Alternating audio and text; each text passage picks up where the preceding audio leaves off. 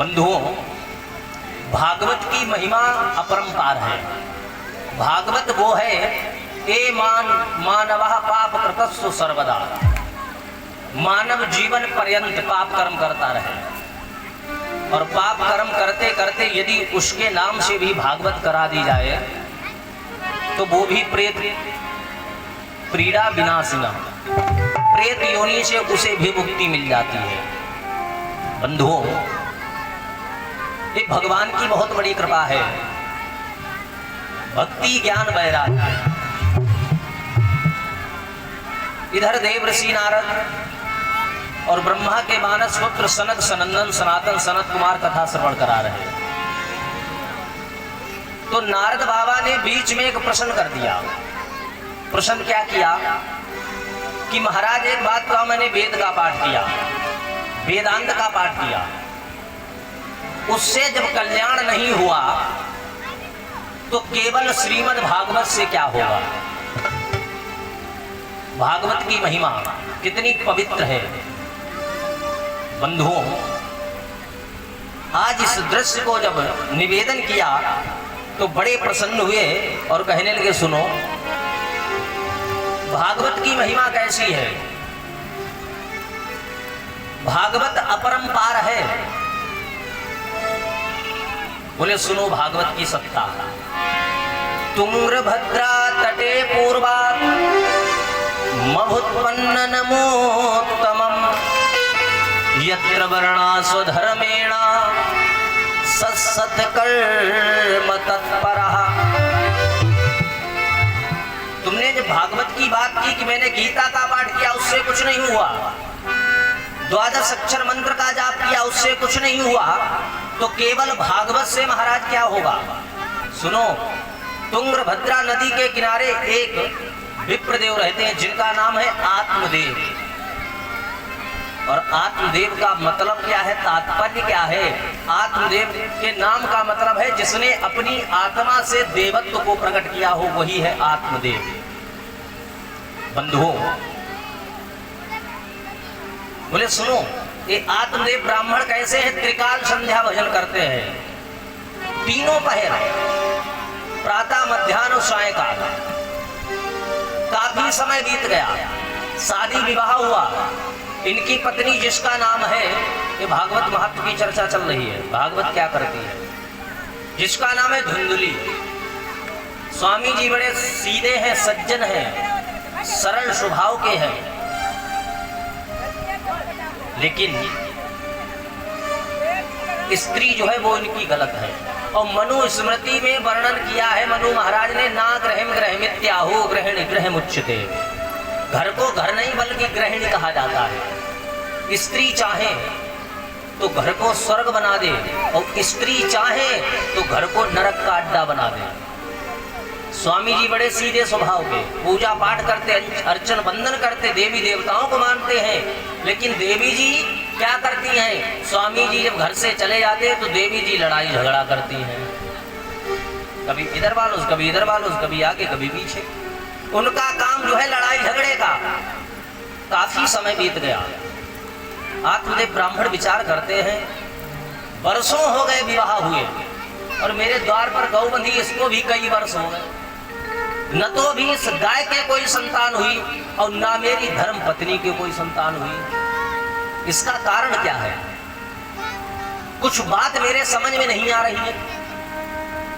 फिर विचार किया कि तुलसी दल का बिरवा पेड़ खड़ा है, मैं अपने हाथों से इसको नित्य प्रति सींचता हूँ, जल देता हूँ, पूजा करता हूँ, पर ये भी मुरझाता जा रहा है। ये बच्चे बिठा दो, बैठ जाओ बेटा। क्या करें महाराज। निवेदन किया, क्या नाम, कृष्णा, प्रसाद दे रहा। कृष्णा नाम के बच्चे के द्वारा रस मुद्रा का दान भागवत जी के चरणों में भगवान मंगल बनाए रखे। और भाई एक लोग और चढ़ाई रहे 111 मुद्रा केला लेके आते। कहा नाम लो,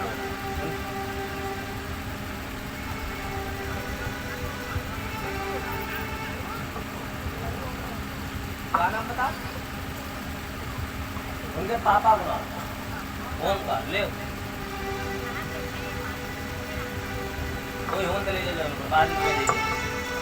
ओमकार मिश्रा जी के यहाँ से 111 मुद्रा का दान भागवत जी के चरणों में समर्पित किया गया। भगवान मंगल बनाए रखें। और इस बच्चे के द्वारा 10 मुद्रा का दान भागवत जी के चरणों में बांके बिहारी हमेशा कृपा बनाए रखें। अब आत्मदेव ब्राह्मण विचार करते, इसीलिए कहते हैं प्यारे, दुनिया में चाहे जो करना, लेकिन कभी किसी को अपने स्तर से दुख मत पहुंचाना। आपके द्वार पर भिखारी आता है, श्रद्धा नहीं है तो भिक्षा मत दो, लेकिन ये मत कहो कि हट्टे कट्टे तो डोल ले, उसको डोज मत दिया करो, है ना। एक बार तो मेरी कथा चल रही थी और एक द्वार पर भिखारी आए, देखो उसी खानदान में कथा हो रही और अंदर से आवाजें आई, हमारे घर में सौर है, और कथा चल रही, पैदा हुआ उधर भाई, कथा चल रही और सौर बता रही है कल्याण नहीं होगा। प्यारे एक बात हमेशा याद रखना, क्या कि नहीं चाहिए दिल दुखाना किसी का, नहीं चाहिए, सभी लोग बोलो, नहीं चाहिए दिल दुखाना किसी का, नहीं चाहिए दिल दुखाना किसी का, सदा ना रहा है सदा ना रहेगा जमाना किसी का, नहीं चाहिए दिल दुखाना किसी का, नहीं चाहिए दिल दुखाना किसी का।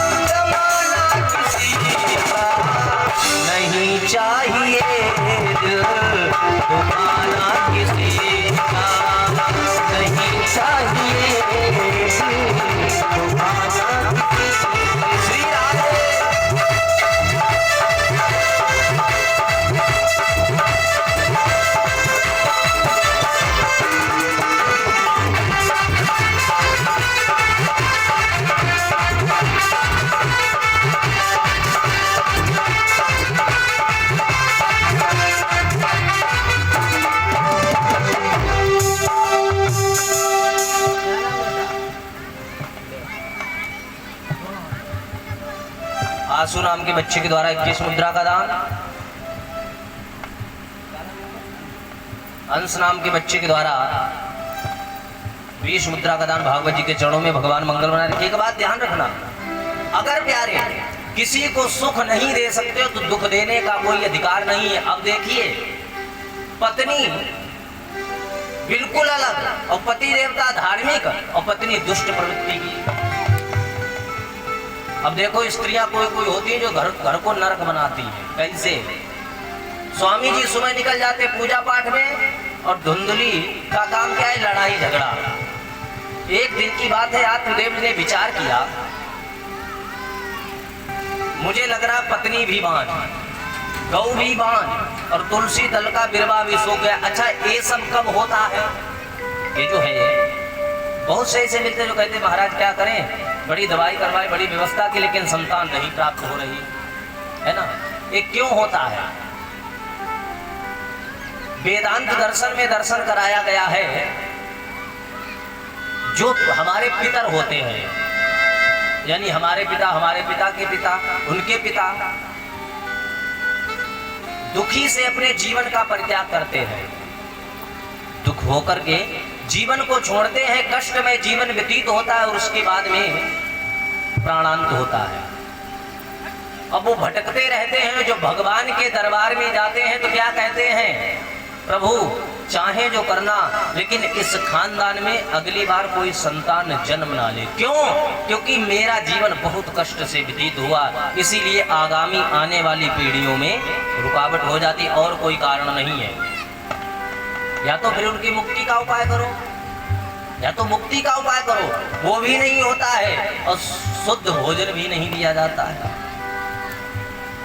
जिन माता पिता ने पाल पोस कर बड़ा किया, चलना सिखाया, उन्हीं से कहते तुमने किया क्या मेरे साथ में? ये बंधुओं,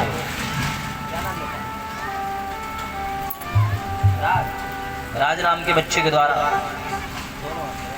11 मुद्रा का दान भागवत जी के चरणों में भगवान मंगल बना रखे।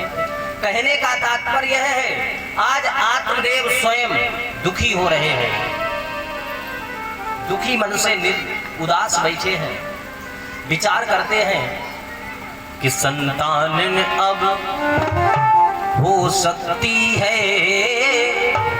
जब विप्रदेव ने जान लिया।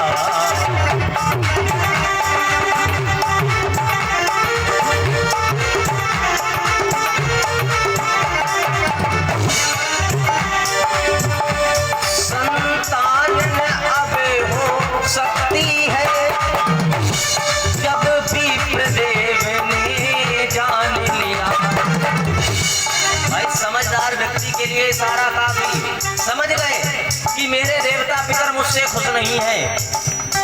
मन में मरने का निश्चय कर, मन में मरने का निश्चय कर, आसरा छोड़ प्रस्थान किया।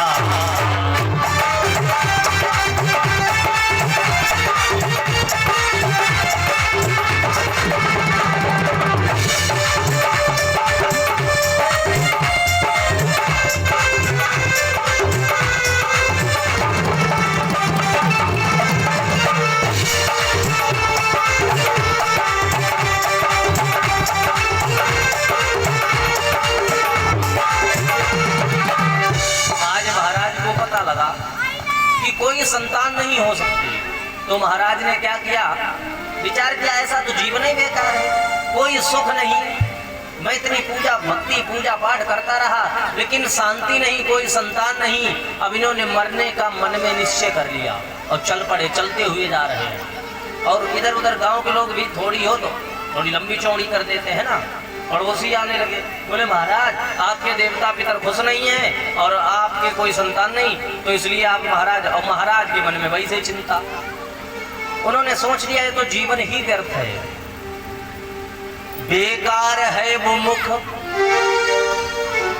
बेकार है वो मुख जो रहे व्यर्थ बातों में। हमारे ब्रज के संतों ने वो मुख ही बेकार बता दिया। बोले कौन सा मुख? जो इधर उधर की बातें करते रहे, भगवान की कथा ना सुने, राम नाम ना गाए। हीरे मोती से नहीं है शोभा हाथ की, खूब हीरे मोती स्वर्ण इत्यादि पहनने शोभा थोड़ी हाथ की होती है। हाथ वो है जो हरि नाम का पूजन किया करे। प्यारे, हाथों से भगवान की पूजा करने के लिए हाथ दिए गए हैं, अपराध करने के लिए नहीं। बंधुओं, आज क्या हुआ, आत्मदेव ब्राह्मण चलते चलते गए और एक निर्मल सरोवर के पास पहुंचे। देखा निर्मल जल बह रहा है, और उस जल को देख करके विचार किया, कंठ सूख रहा, प्यास लगी है महाराज, इसमें से 2 उंगली पानी पी लूं और उसके बाद में सीटी ना दूं। उसके बाद में मैं अपने सर पे पत्थर उठा के मार लूंगा और मेरा प्राणांत हो जाएगा। आज प्यारे निवेदन किया,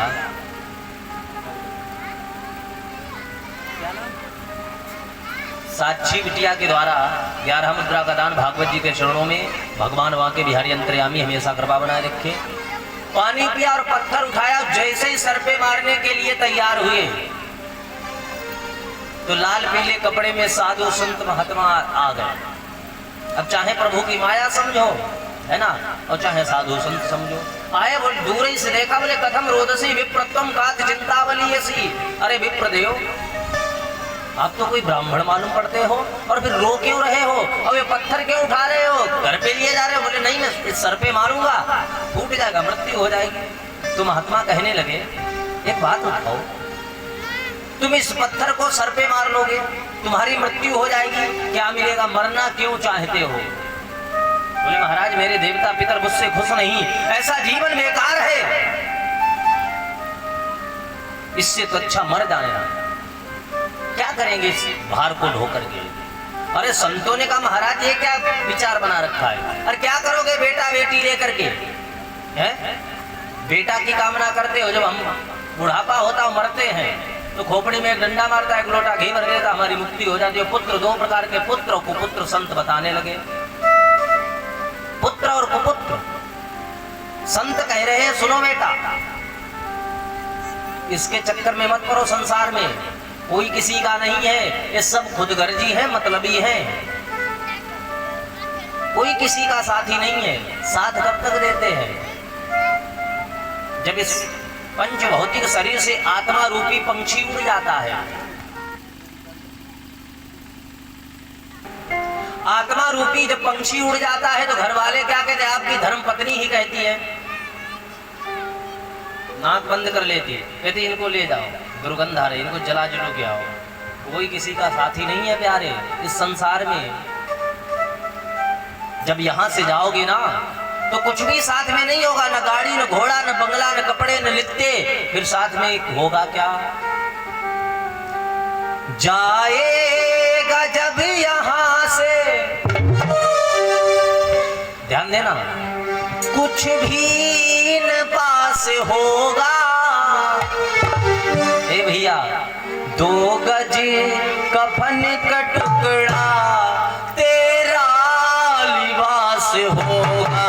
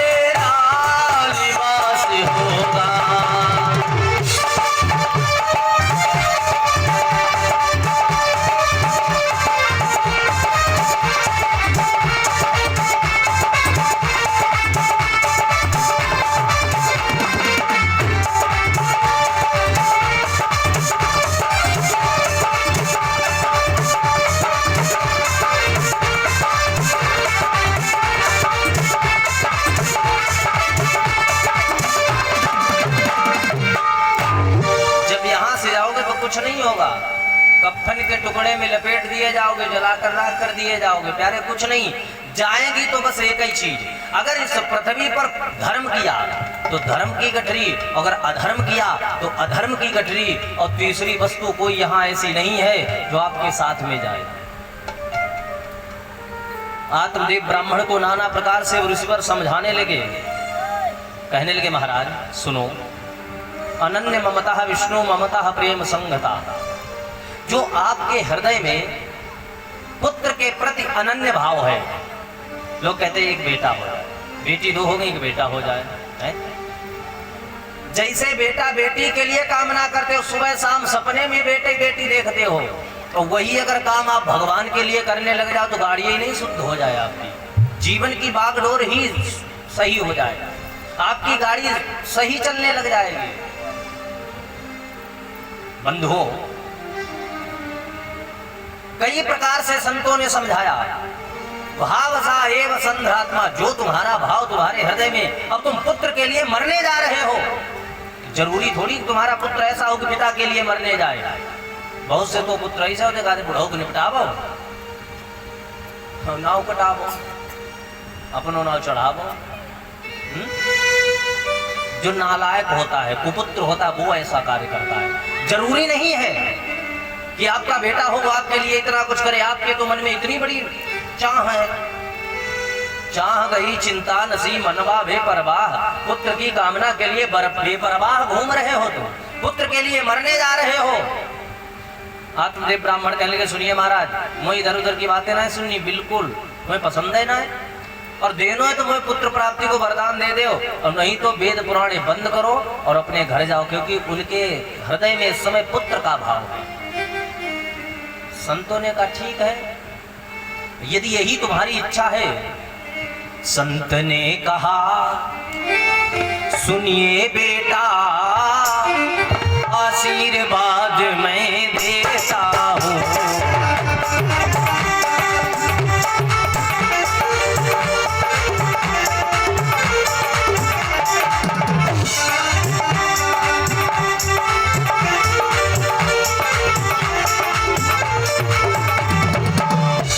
संत ने कहा, सुनिए बेटा,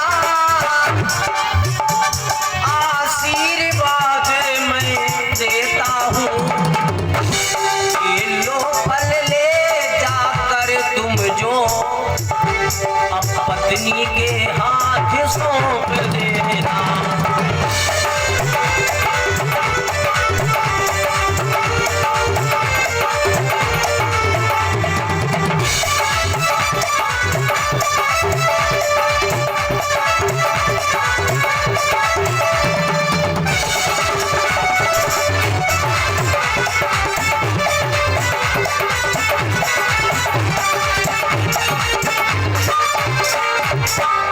ये फल लो और ले जाओ, और जाकर के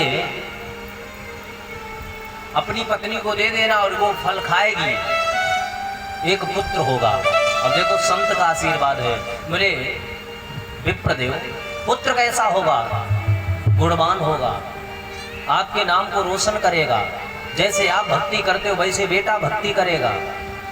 आत्मदेव बड़े प्रसन्न हुए, दौड़े दौड़े, अरे बताओ भैया, जिसके कोई बेटा बेटी न होता हो उसको कोई कहते जाओ पुत्र होगा, उसकी खुशी की ठिकाना पता ढूंढ पाओगे कि कितना खुश है। अब आत्मदेव बड़े प्रसन्न, वहीं प्रणाम किया, वहां से भाग खड़े हुए और दौड़ करके गए, बोले देवी जी ये लो फल और खाओ, तुम्हें पुत्र होगा।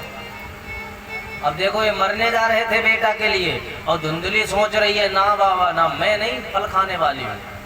अब इनकी इच्छा देखो, मैं फल नहीं खाऊंगी। अरे गर्भ धारण करना कोई साधारण बात थोड़ी है, चट्टा चरपट्टा बंद, रहन सहन बड़े नियमों से रहना पड़ता है। दूसरी बात, कहीं सुखदेव महाराज की तरह 12 वर्षों तक गर्भ ठहर गया फिर क्या होगा, और कहीं गांव में आग लग गई तब तो भाग जाएंगे, हम जल जाएंगे, है बड़ी दिक्कत।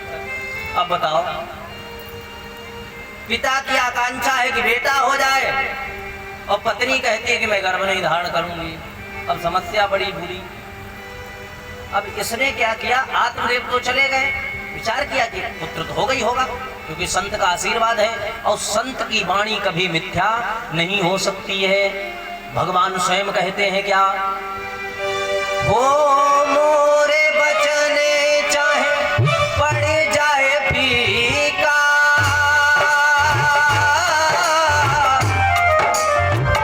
संत बचन पत्थर के लीका।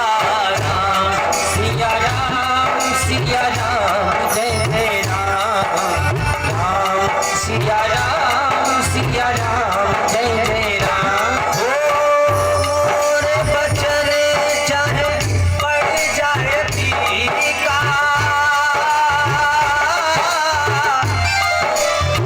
संत बचन पत्थर के लीका राम सिया राम जय जय राम।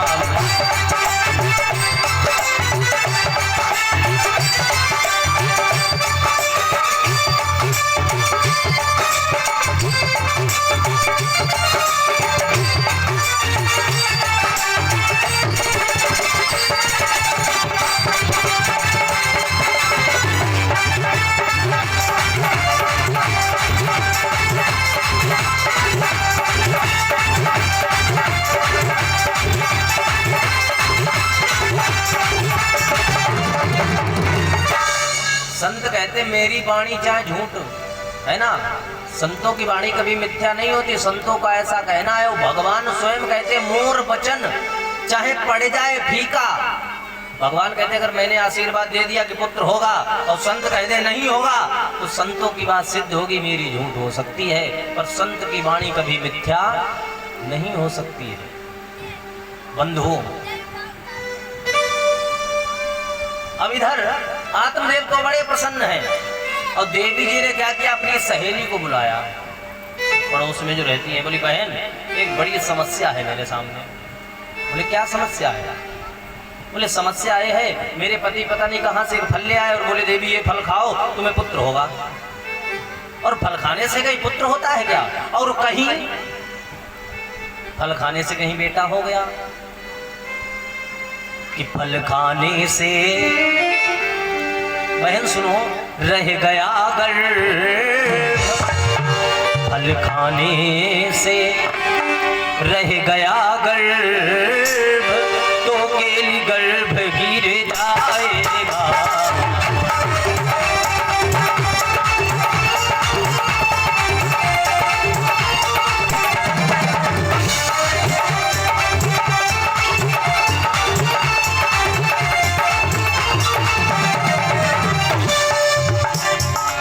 खाने से रह गया गर्भ, तो केली गर्भ गिर जाएगा। ये बहन, अगर फल खाने से कहीं गर्भ ठहर गया, केली गर्भ क्या होता है? यानी दुबले पतले बेढंग हो जाएंगे। बहन महल में आना जाना सब बंद। जो मैं रोज तुम्हारे घर पे आते जाती हूँ ना, तो सब बंद हो जाएगा। हे बहन महल में पड़े पड़े माटी कौन सड़ाएगा।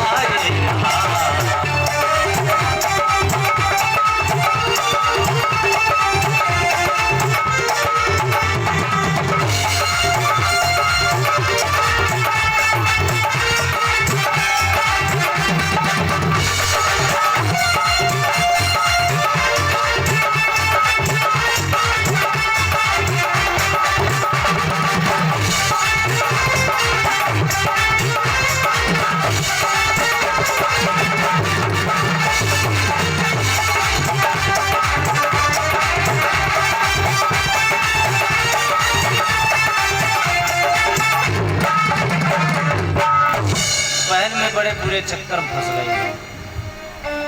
अगर गर्भ धारण करूंगी तो शकल मेरी बिल्कुल बिगड़ जाएगी और मेरे बस से बाहर है। आप ऐसा कुछ उपाय बताओ। तो उसकी बहन बोली फल को आए कितना समय हो गया? बोले 3 महीने। तो वो क्या बोली कि फल आए जितना, अरे उपाय तो है, तुम बताओ तो सही। समय हुआ, फल को आए जितना समय हो गया है ना, उतना ही गर्भ हमारा है। 3 महीने हो गए फल को आए, 3 महीने का मेरे उदर में पुत्र पुत्री क्या है, पल रहा है।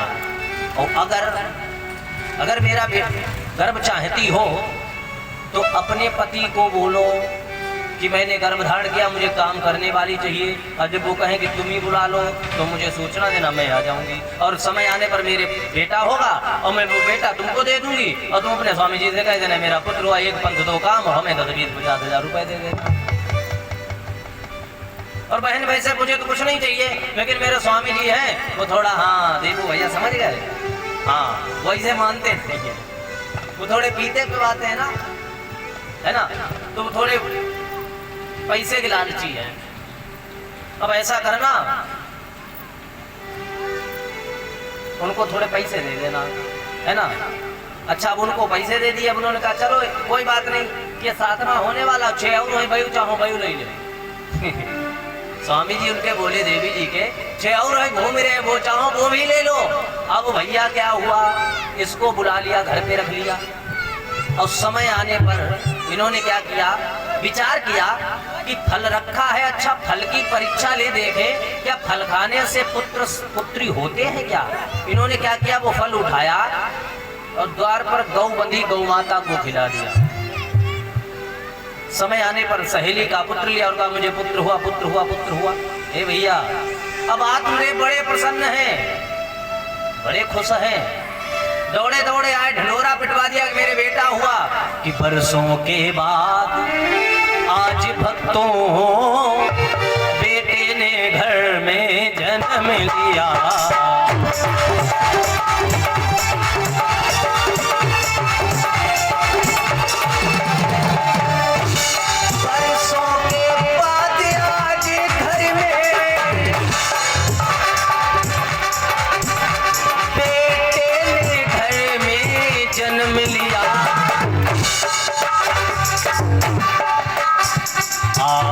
भक्तों दर्शन कर लो, आशीर्वाद में चाहता हूँ।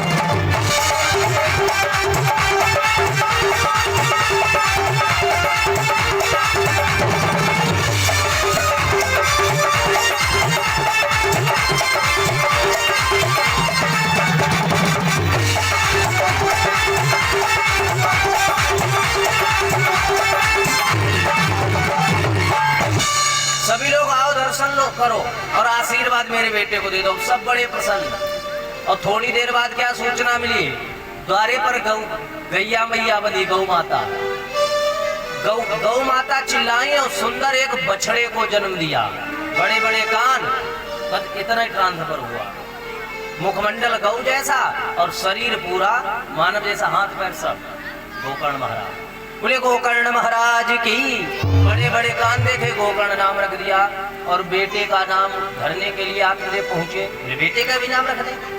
और जब पहुंचे तो आत्मदेव विचार कर रहे हैं कि मेरा नाम आत्मदेव, तो बेटे का नाम रखूंगा परमात्मा देव। और देवी जी का सोच रही, देवी जी विचार कर रही मेरा नाम धुंधली, बेटे का नाम धुंधकारी, यथा नाम तथा गुण विद्यमान है। भाई जो धर्म प्रवृत्ति का होता है, अगर 4 लोग इधर उधर खड़े तो वो कहता है अरे भैया यहाँ क्यों टाइम व्यतीत कर रहे हो, चलो वहाँ पंडाल में बैठो। और जो अधर्मी होते हैं वो कहते हैं वहाँ पंडाल में क्या रखे है, चलो घर पर बैठे हुए ताश खेलो चले, गप्पे लगाओ चले, है कि हो करो चले, चलाओ और काम होगा, है ना। ये होता है यथा नाम तथा गुण। अब प्यारे क्या हुआ, आत्मदेव बड़े सज्जन थे, बोले कोई बात नहीं देवी, तुम्हें धुंधकारी नाम रखना है तो रख लो, कोई बात नहीं, मुझे कोई आपत्ति नहीं है। अब क्या हुआ, गोकर्ण पंडितो ज्ञानी धुंधकारी महाखला। गोकर्ण जो है वो है क्या, बोले संतों का आशीर्वाद। गोकर्ण महाराज का जन्म हुआ, दुग्धपान किया गौ माता का, वहां से चल दिए राम राम जपते हुए, जा रहे हैं तीर्थ यात्रा में चले गए। और धुंधकारी, और एक चीज और बताएं, जिस जगह पर इकलौता बेटा होना, एक उसके पड़ोसी भी नहीं चाहते कि ये शुद्ध रहा है ना, वो नहीं चाहते कि ये सही चले, पढ़ाई लिखाई करे, नहीं समझ में आता है। और आजकल इंसान अपने सुख से थोड़ा दुखी है, बगल वाले के सुख से दुखी है, मरे जा रही है, देख पड़ोसी के सुख से दुखी। अरे तुम उसके सुख से क्यों दुखी, तुम भी अच्छे काम करो, तुम भी दुखी हो जाओगे, हैं? दूसरों का भला तुम करोगे, भलाई कर भला होगा, बुराई कर बुरा होगा। दूसरे का भला करो, दूसरे को तुम सुख दो, भगवान तुम्हें आप रूप सुख देंगे। और दूसरे घर में तुम तीली डाल के चाह आगे लगाई वो चाहत, तो तुम्हारे घर में सुख संपत्ति नहीं आएगी, क्योंकि जहां सुमति तहां संपत्ति नाना। जिस जगह पर सुमति है, एकता है, श्रद्धा है, भक्ति है, उस जगह पर नाना प्रकार की सुख सुविधाएं, और जिस घर बार परिवार में एकता ही नहीं है, सुख शांति ही नहीं, वहां देवी देवता वास नहीं करते हैं, भूत पिशाच वास करते हैं। आज बंधुओं, जब इस प्रकार से दृश्य देखा, इसको देख करके विचार करने लगे, और इकलौता बेटा बिगड़ता कैसे? माता पिता ने थोड़े बड़े हो गए, कंचे खेल रहे, कंचे गोली। पिताजी ने देखा, पिताजी बड़े प्रसन्न हुए कि मेरा बेटा सयाना हो गया, गोली खेल रहा है। अब वो सोचते हैं पिताजी तो मेरे देख के बड़े खुश हुए। थोड़े दिन बाद क्या किया? पैसे खेल रहे हैं, वो भी ठीक है। फिर थोड़े दिन बाद क्या? गड्डी फेंकने लग गए, ताश खेल रहे। और जब ताश खेलोगे तो खोपड़ी में कलियुग चक्कर लगाएगा जरूर, और जब चक्कर लगाएगा जरूर तो तुम धन लगाओगे जरूर, और धन लगेगा जरूर, गेहूं की बखारी खाली करोगे जरूर, और जब बखारी खोली हो जाएगी तो ताला तोड़ोगे जरूर, और जब ताला तोड़ोगे तो कैद खाने में, जेल में पहुंचा दिए जाओगे। ऐसे बिगड़ती औलाद, धीरे धीरे ऐसे बिगड़ते हैं ना, एकदम थोड़ी कोई बिगड़ता है। भाई दूसरे के ताले तोड़ेगे, रपोटा रपाटी होगी, पुलिस आएगी, पकड़ के ले जाएगी, 4 डंडे लगाएगी, अंदर डाल देगी। इसलिए इसे कर्म ही काहे करो, कर्म ही मत करो ऐसे। आज बंधुओं, आत्मदेव विचार करते हैं कि अब क्या करें क्या न करें। और मैं यहाँ की नहीं, मैं धुंधकारी की बात बता रहा हूँ। धुंधकारी इतना बिगड़ गया, माँ के पास आता और कहता माँ पैसे लाओ, माँ कहती लो बेटा अकेले तो हो, अकेले ही हो, ले जाओ। अब बेटा लेकर के चल लेता है। फिर आया शाम को, बोले माँ पैसे और चाहिए, माँ दे दी, ये ले जाओ। अब धीरे धीरे इसने क्या किया, अभी जुआ खेलने लगा, फिर जुआ खेलने लगा, और फिर गम सताने लगी, गम, दारू पीने लगे। बोले दारू क्यों पीते हो? बोले दारू क्या, मुझे गम सताती है इसलिए दारू पीते, मुझे पीने का शौक नहीं, पीता हूँ गम भुलाने को। बोले गम कब तक? एक बार बोतल चढ़ा ली, गम कब तक भूले रहते हो? बोले 2-4 घंटे चढ़ी रहती, तब तक भूल जाता हूँ। फिर तो मैंने कहा फिर क्या करते? बोले फिर चढ़ा लेता हूँ, है ना, गम भुलाने के लिए। भाई 10,000 रुपए हार गए जुए में, अब 10,000 गम सताएंगे कि घर में क्या बताएंगे, यहाँ क्या होगा, वहाँ क्या होगा, सब्जी कैसे लाएंगे, आटा कैसे लाएंगे, क्या करें क्या न करें, तो गम सता रहे। बोले 200 रुपए पड़े, चलो ठेका पहुँचो, सब गम दूर है, जाके वहाँ पी लिए, गम दूर, टेंशन फ्री। आज बंधुओं, अब ये दारू पीने लगा धुंधकारी। मैंने क्या कहा था, एक पुत्र होता हुआ एक कुपुत्र, जो संत का आशीर्वाद था, पुत्र था, वो निकल गया कहाँ? तीर्थ यात्रा में। और जो धुंधकारी है, अब वो क्या करने लगा? वैश्याओं के घर में जाने लगा। और वैश्याओं को आपके रूप से थोड़ी मतलब, चाहे दोनों रोड लाइटें फ्यूज हों, आंखें हों अथवा ना हो, केवल आपके पास में धन होना चाहिए। आज प्यारे, अभी धीरे धीरे धन ले जाने लगा, वैश्याओं को और लालसा बढ़ गई। एक दिन वैश्याओं ने विचार किया, किससे मैंने काफी धन ले लिया, और ले आओ। एक गया माँ के पास गया, माँ से बोला माँ धन, तो माँ बोली बेटा जो भी था तू ले गया, अब मेरे पास कुछ नहीं। तो माँ को मारने लगा। जब माँ को मारने लगा, माँ रोने लगी, बोली बेटा सुबह आना है, ले जाना। माँ ने क्या किया, रात्रि में उठकर कुएं में कूद कर आत्महत्या कर ली, माँ मर गई। ये सुबह आया, इसने पूरे घर को खुलवा के, जेसीबी चलवा करके तालाब करवा दिया, कहीं फूटी कौड़ी भी नहीं मिली, सब मकान मंदिर मस्जिद सब तोड़वा दिया, जो भी था कुछ नहीं मिला। रोने लगा। अभी वैश्याओं के पास खाली हाथ पहुंचा। और एक बात और ध्यान रखना, क्या? जिनको प्यारी वैश्या होंगी, उनकी ऐसी दुर्गति होगी। जिनको प्यार वैश्याओं से प्रेम होगा, उनकी ऐसी ही दुर्गत होगी। और जो सगे बाप की, है ना, हुई नहीं, वो और किसी की क्या होगी।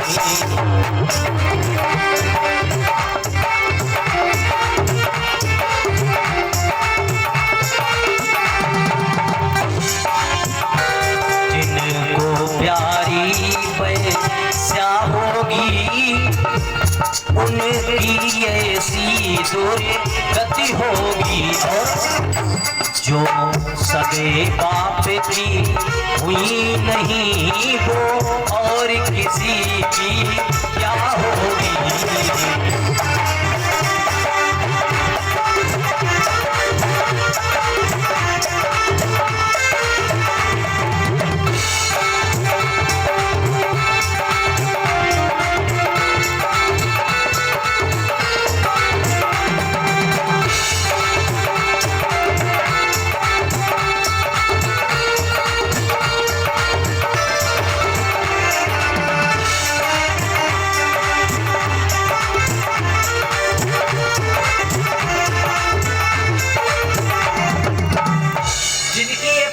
होगी जो अपने स्वयं पिता की नहीं हुई, वो तुम्हारी क्या हो सकती है।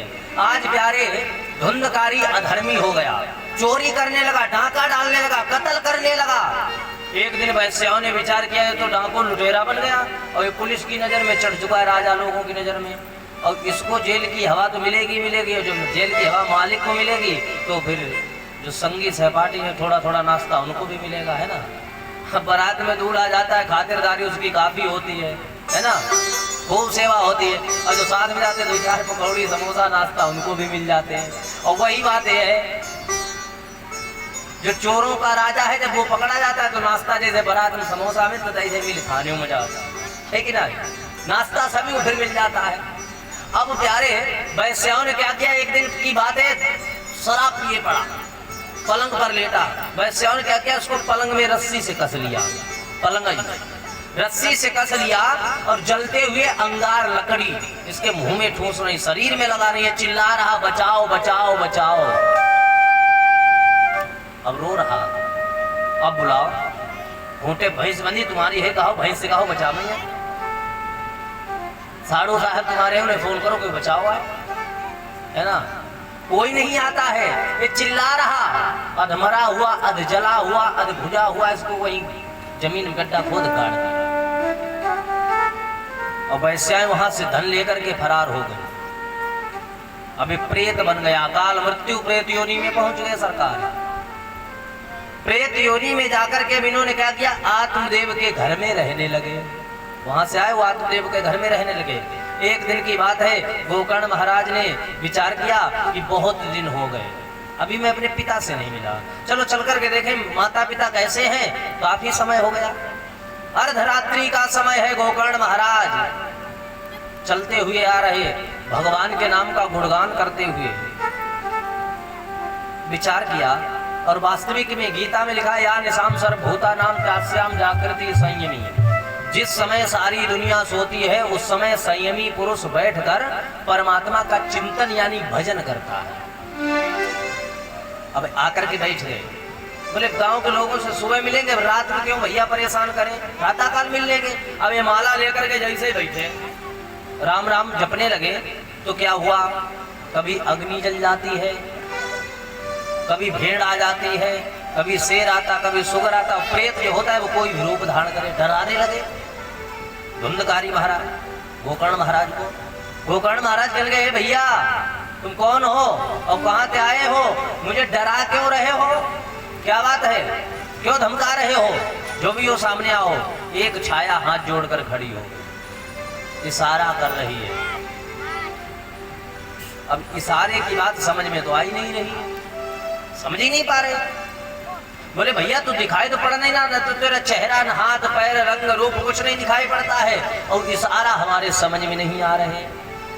क्या कहा कि तेरे चेहरे को देख जी न भरता, इशारा हम क्या देखें, नजारा हम क्या देखें।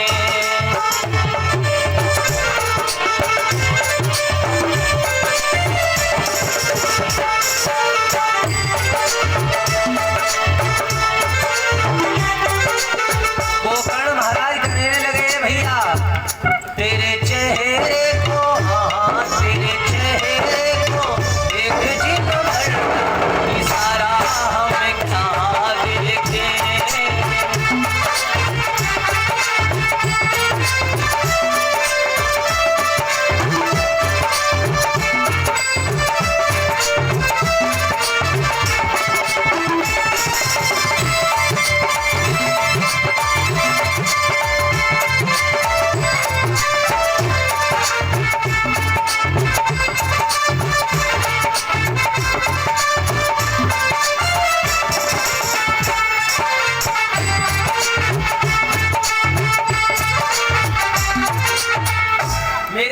समझ में नहीं आ रहा, बताओ। इशारा फिर भी कर रहे, बोले दिखाई तो पड़े नहीं रहे, कमंडल से जल्दी आग छींटा मारा और बोले सुनो। अब वो छाया बोल पड़ी, क्या बोली कि मैं तुम्हारा भाई। अरे गोकर्ण महाराज कह लगे तू मेरा भाई कहाँ थे? अरे मैंने तेरे मरने का समाचार सुन लिया था, गया में श्राद्ध पिंडदान इत्यादि का उदान सब कर दिया, और तुम प्रेत योनि में तुम नहीं हो सकते मेरे भाई, और अगर भाई हो तो प्रमाण क्या है? तो वो छाया क्या बोली, अहम भ्राता त्वदीयोऽस्मि, मैं आपका भाई, अहम भ्राता, मैं आपका भाई। बोले नाम, बोले धुंधकारी नामतः। अरे महाराज मेरा नाम धुंधकारी। बोले हुआ कैसे ये सब? बोले सुखियो नैव दोषेण ब्रह्मत्वं नासितं मया, मैंने अपने जीवन में इतने अपराध किए कि जिससे मुझे प्रेत योनि मिली है, इस प्रेत योनि में भैया बड़ी पीड़ा मिलती है, मुझे इस प्रेत योनि से मुक्त करो। गोकर्ण महाराज बड़े चिंतित। भागवत कथा हुई, श्रीमद् भागवत कथा मुक्ति प्रदायिनी। ये सनत कुमार सुना रहे देवर्षि नारद को कथा। तुम कहते भागवत क्या कर सकती है? अब देखो प्रेत योनि से गोकर्ण महाराज को आकाशवाणी हुई, अगर इसको मुक्ति निवेदन किया महाराज, आकाशवाणी हुई कि अगर अपने भाई को मुक्ति दिलाना चाहते हो 5 मिनट का भाव, तो एक काम करो। बोले क्या करना पड़ेगा? बोले श्रीमद् भागवत कथा जो है उसको श्रवण कराओ, वो मुक्ति प्रदायिनी है। भागवत कथा हुई, सप्त ग्रंथि का बांस लगाया, उस पर आवाहित किया, आवाहन दिया। 7 दिवस की कथा में 7 ग्रंथियां फट गई प्यारे, और उसमें बैठा धुंधकारी, प्रेत योनि से देव स्वरूप में परिवर्तित पीत कौशीय वाससा, पीले पीले कपड़े पहने, सुंदर वस्त्र धारण किए हुए, और हाथों में खड़ताल बजाता हुआ जा रहा है। तब तक क्या हुआ? विमान आ रहा है, विमान भगवान के धाम से। विमान को आते देख करके जैसे धुंधकारी उस पर बैठने के लिए तैयार हुआ, गोकर्ण बोले भैया ये विमान किस लिए और मेरे भाई को लिए कहाँ जा रहे हो? मैंने इसको प्रेत योनि से मुक्त किया। बोले उसने भागवत कथा सुनी, इसके लिए भगवान के धाम से विमान आया है, और इसे भगवान ने याद किया, ये वहीं जाएगा। जब ये कहा तो बोले भैया अगर भागवत सुनने से विमान आता है तो ऐसा करो, कथा तुम सबने सुनी, सबके लिए एक विमान लेकर के आओ। बोले कथा के श्रोता 3 प्रकार के, श्रोता और सरोता और सोता। विमान आता है श्रोता के लिए, ये नहीं सरोता। बैठे इनके कान फूके, उनके कान फूके, इधर किधर इधर किधर, कथा में बैठे भी चैन नहीं। ऐसे लोगों के लिए विमान नहीं आते। और सोता आराम, घर में बच्चे सोने नहीं देते, बढ़िया ठंडे पेड़े की आड़ में बैठे और धोख लगाए 3 घंटा सो रहे, वही है सोता। अच्छा सोई तो भगवान मिल जाए ही। सोने सोने में जीव का जीवन व्यर्थ में जा रहा, कुछ पहनने वाला सोना और कुछ नींद वाला सोना, है ना।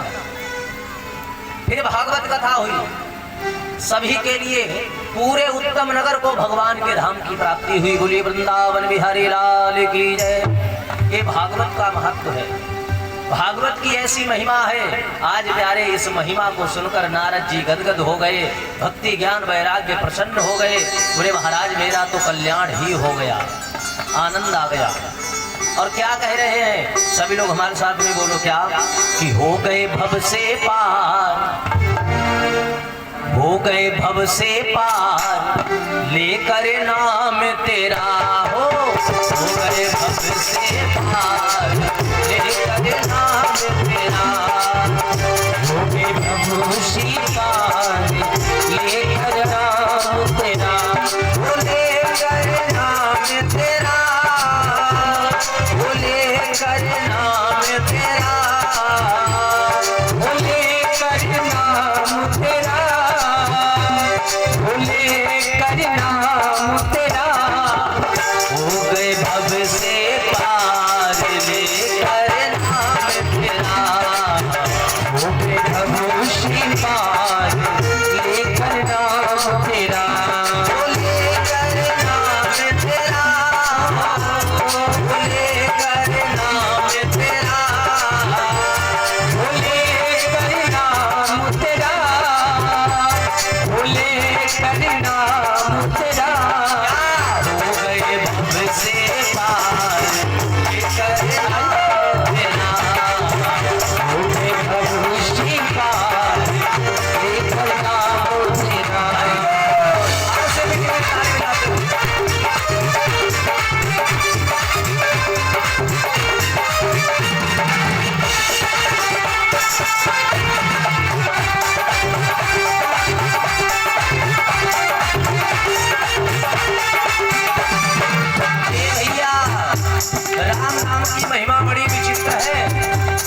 वाल्मीकि अति दीनहीन था, वाल्मीकि अति दीनहीन था, बुरे कर्म में सदा लीन था, बुरे कर्म में सदा लीन था। लेकिन हुआ क्या, उल्टा नाम जपा जग जाना, वाल्मीकि भय ब्रह्म समाना। और करी रामायण तैयार, जे करे हमें तेरा, करे रामायण तैयार, ले कर नाम तेरा, बोले करे नाम तेरा, बोले करे नाम तेरा, बोले करे नाम तेरा, बोले करे नाम तेरा, सबसे पार ले करे नाम तेरा, बोले प्रभु श्री पार ले कर नाम तेरा।